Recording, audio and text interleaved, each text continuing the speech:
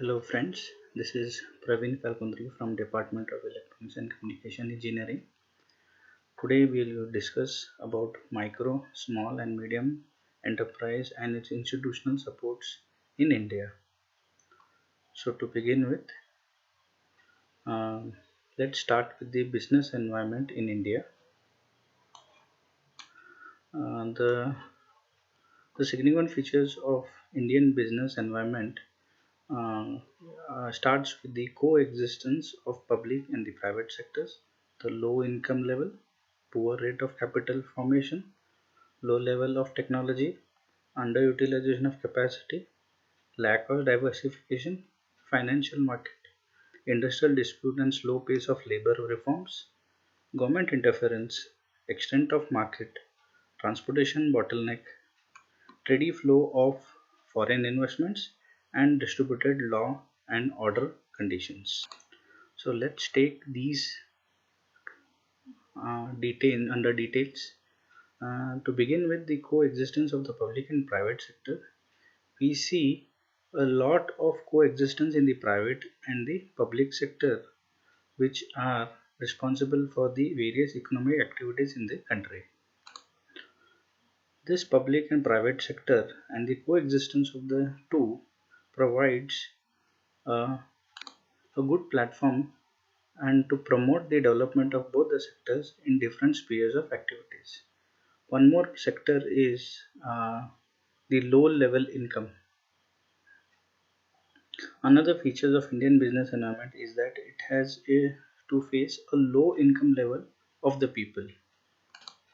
For a country like India, where the per capita income is very low, the development of individual and the weakness of the people to save money and to start an SME is very low. So this low level income plays a very important role for an SME development. Poor rate of capital formation. So capital deficiency is one of the important features of the business environment. So per capital deficiency, it is the deficiency that can be in terms used to describe the net capital accumulation during an accounting period of a particular country. The per head and the rate of capital formation is very low.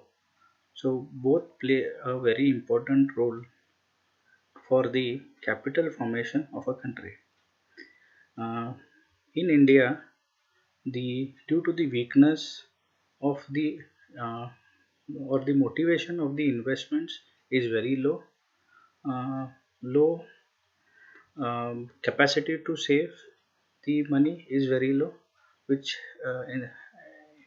which has a poor rate of capital formation, and this results in an adequate incentive towards the fast development, or it gives a major hurdle for the development of the country. And one of the important hurdles that we see is the low level of technology. The technology which is being used in India is very backward, or it is an obsolete technology which is used especially in the field of agriculture and industries. Using of modern technologies help at usually are carried out at bigger industries, uh, where a lot of investments are seen, and these investments include a lot of expensive or a lot of money which is involved in it. So it is not available to the common people, and these technologies don't reach out for, since it is not able to reach out to the common people, the small scale development for the individual and to access these technologies for this individual is very low. So low level of technology is one of the major sector why new technologies is not being used in the recent trends. In the upcoming years, we are seeing a lot of technologies or small scale industries coming up with this, but not at a major sector which is coming in. So we require, that is one part of it. The other part of is even if we have a lot of access to the technology, we don't find skilled and untrained laborers. Untrained laborers also, if you don't have proper laborers to use the technology, it is going to be an hurdle to and in the development of the country. Government of India is using a lot of under skill development programs. They are using a lot of free skill development for the people to access it. So there are a lot of reforms which are coming in. We'll see those in the later topics. Next is the underutilization of the capacity. We have seen that if there are massive production of a product is there, the per unit cost reduces. So since we don't see a major feature in the total per unit, or you can say in per unit uh, manufacturing, the cost for per unit goes high and the profit also goes low. So if the number of units are quite high, the per unit cost also decreases and the profit also increases. We see this in the field of IC manufacturing, where the total number of ICs, if we see the production of every IC increases, the cost of the IC goes on decreasing. So these features can be seen that underutilization of the capacity plays an important. Next is the lack of diversification. We see in terms of trade, in terms of industry, or in terms of other activities with respect to the SMEs, we don't see much diversification happening. There are a lot of uh, companies which are coming up with the new ways or new products with SMEs, small scale industries, but diversification is not happening. There is more monotonic way of thinking in terms of an SME, that is a small scale industry or a micro scale industry.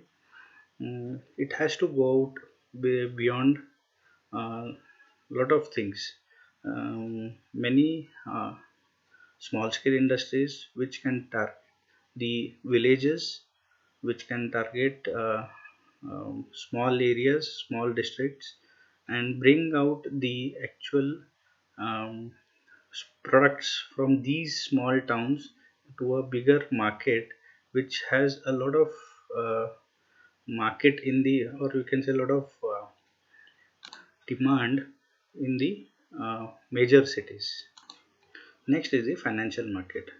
We have a lot of financial institutes in India, um, under which we lot of financial assistance is given. These institutes, we see a lot of underdeveloped financial market, and there are a lot of problems like lack of adequate, and we don't see uninterrupted flow of the institutional credits, that is the money which is coming in either to the industries or to the businesses. This gives a major drawback in the financial markets.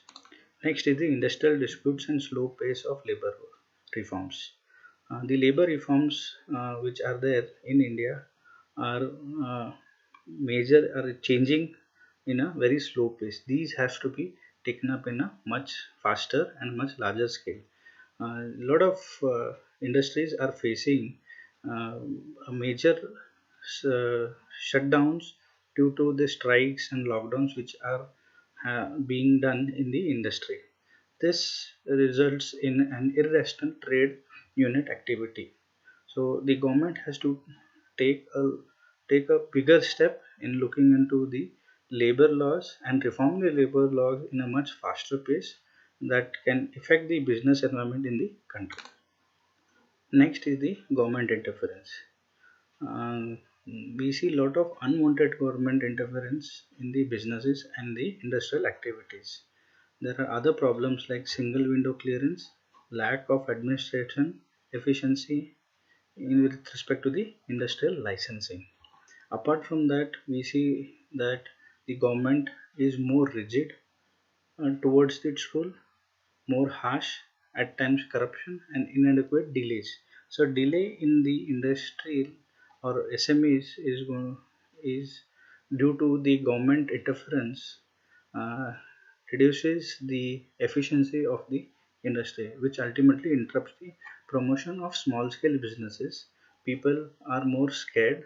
Uh, they are more they need to sustain due to the delays, and apart from that the rigidness of the government policies also plays an important role into it.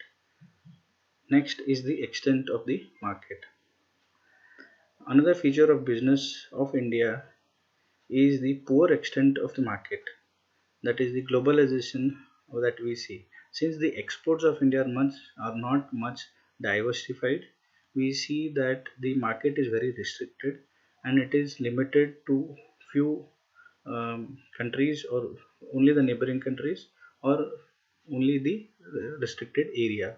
So we have to think the market which are beyond our regions, beyond our country, and try to have a globalization of the product. And looking onto a country like India, we can have lot of exports, particularly in the agricultural industries, service sectors, and information and technology. One of the important problems that we see is the transport bottleneck. Uh, a country is well connected with road, water, airways. In spite of that, we see that there is a lot of frequent interruption as a result of natural calamities like flood, landslides, and etc. So these provide a lot of bottlenecks in the transportation for the product or for the raw materials for a small SME, which plays a major role for an industry. So if raw material is not given to an industry, it is going to have lot of delays, which is going to give a lot of losses to the SME. So for to sustain a small scale industry, the supply should be more faster, more easy, and it should be more cheap.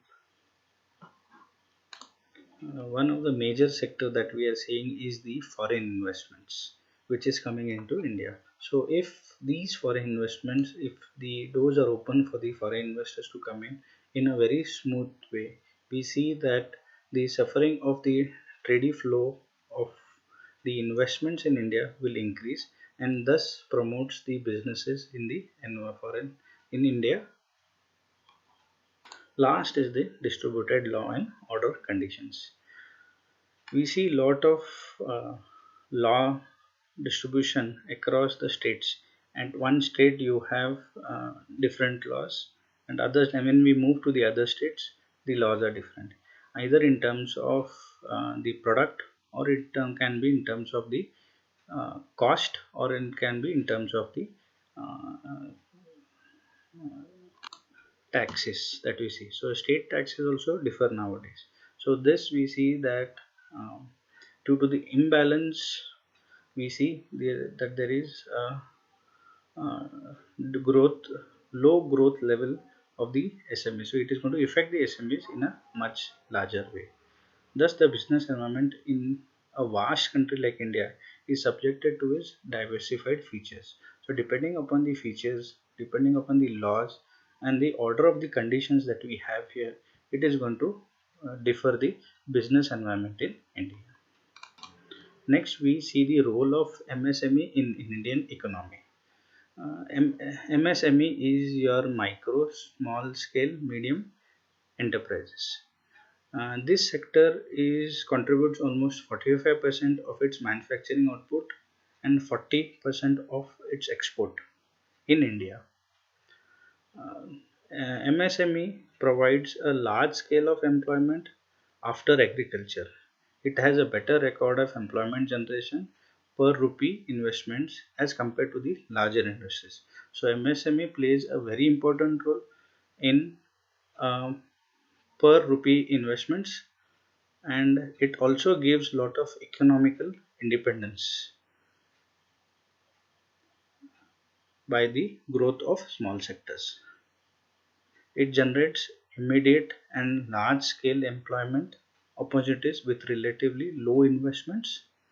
It removes unemployment, and also the overall country coverage is small towns, villages. So it encourages a lot of industries which come from small town villages and economical lagging sector. It improves balance regional development in the whole country. It brings backward areas to the mainstream of national development. It ensures more equal distribution of national income.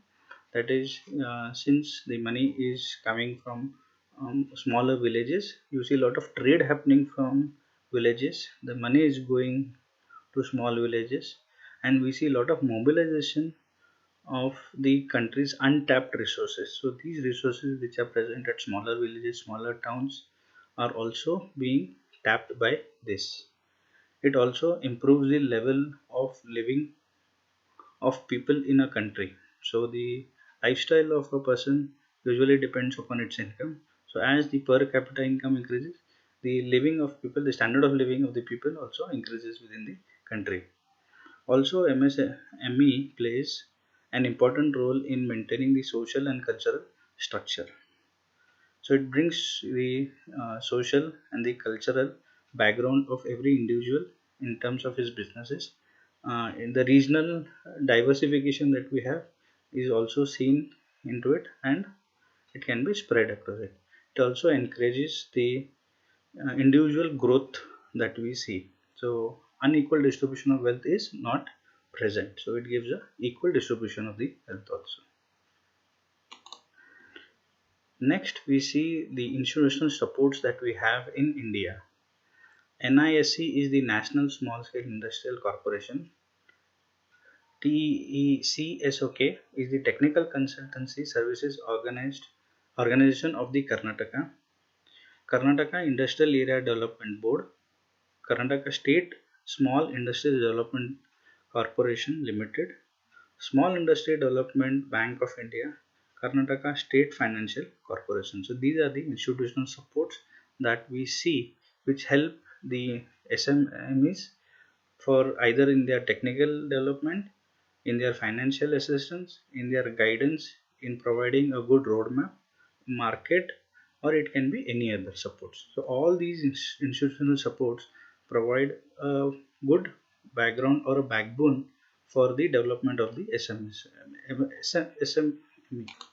We'll discuss the institutional supports one by one in detail. The National Small Scale Industrial Corporation in India was established in 1955. It falls under the Ministry of Micro, Small and Medium Enterprise of India.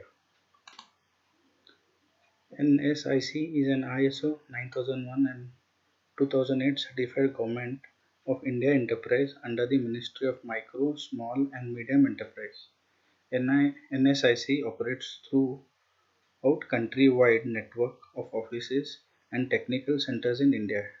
It also helps in organizing the supply of raw materials like coal, iron, steel and other materials which are required. It also provides the assistance to small scale industries by taking orders of Government of India owned enterprise and provides the machines for small scale industry units registered with them, providing assistance for right from in finance, trading, training, providing raw materials for manufacturing and marketing of the finished products.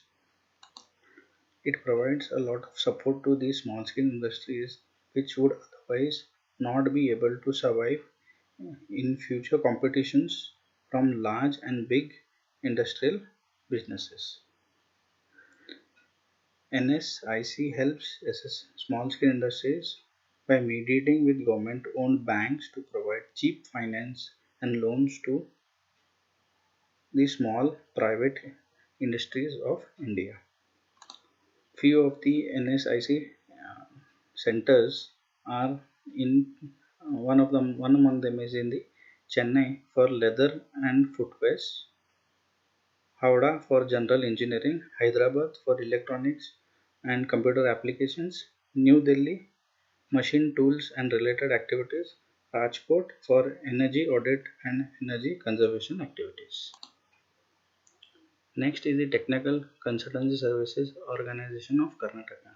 It is a multidisciplinary management provided by the Government of Karnataka for reliable consultancy services in India. It provides an excellent expertise in wide range of services. The services include a lot of energy management, audit management, studies like corporate plans, reorganization, restructuring of enterprise, manpower planning, technical transfers, diagnostic studies, and many more. It also concentrates on studies related to cleaner production technologies and its method. Uh, TechShock also has been considered by the government of Karnataka. It is also a recognized consultancy agency. KIADB, that is the Karnataka Industrial Area Development Board. The KIADB Act of 1966 was first set up by the government of Karnataka. It is a stationary board constituted under the Section 5 of Karnataka Industrial Development Act to provide a rapid and orderly establishment and development of industries and for providing industrial infrastructure facilities and other amenities in industrial areas in the state of Karnataka. A special act provides for expenditures in land acquisition for industrial and infrastructure products. The board comprises of senior government officers in their ex-office capacities. The board members meet regularly to take decisions and monitor the functions. Next is the KSSIDC, that is the Karnataka State Small Industries Development Corporation Limited. On the suggestions made by the international planning team sponsored by the Ford Foundation, the Karnataka State Small Scale Industries Development Corporation was established in 1954. It said that a central small scale industries advisory board should be set up at state level organization to assist the small scale industries is for procurement of raw materials established for industrial estates etc. have been set up in all states. The corporation was established on 29th April 1960. The registered office of the company stands functioning at Bangalore in the state of Karnataka. It has a well-framed and well-defined memorandum of association and articles of association. These institutional supports look at the rapid development of small-scale industry subjected to the guidelines of the government of Karnataka from time to time and also provides under the government of Karnataka. Next is the Small Scale Industrial Development Bank of India. Uh, it is an independent financial institution which help the growth and development of the micro, small and medium scale enterprises in India. It was set up on April 2nd, 1990 through an act of parliament. It was incorporated the subsidy for the IDBI Bank, that is the Industrial Development Bank of India. Currently, the ownership is held by 34 government of India owned controlled institutions. It is the principal institution for the promotion of financial and development of micro, small and medium enterprise sector and for the coordination of the functions of institutes engaged in similar activities. The SIDBI is one of the four All India financial institutes regulated and supervised by the Reserve Bank, which holds a total stake of almost 51%. It also plays a major role in the financial market through credit extension and refinancing operation activities and catering for a long-term financial needs of the industrial sector. It also focuses in the rural enterprise promotion and entrepreneurship development across the state. In order to increase the support to the MSE sector, it operates a refinancing program known as Institutional Financial Program. Under this program, it extends the term loan assistance to banks, small finance banks, and non-banking financial companies. It also lends directly to the MSME companies. Next is the Karnataka State Financial Corporation, KSFC.